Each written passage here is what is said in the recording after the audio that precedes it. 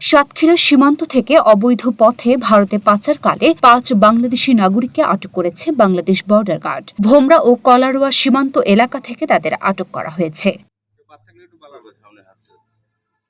এদিন বেলা ১১টায় এক সংবাদ বিজ্ঞপ্তিতে এ তথ্য নিশ্চিত করেছেন সাতক্ষীরার ব্যাটালিয়ন পরিচালক ও অধিনায়ক লেফটেন্যান্ট কর্নেল মোহাম্মদ আশরাফুল হক।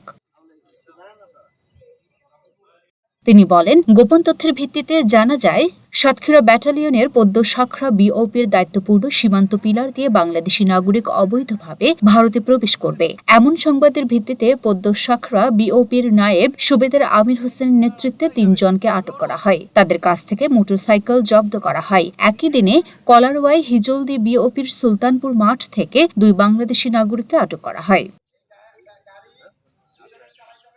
আটক ৩ আসামিকে সাতক্ষীরা সদর থানায় মামলা দায়ের ও সোপর্দ করার কার্যক্রম প্রক্রিয়াধীন রয়েছে ও অন্য ২ জনকে কলারোয়া থানায় হস্তান্তর করার কার্যক্রম প্রক্রিয়াধীন রয়েছে।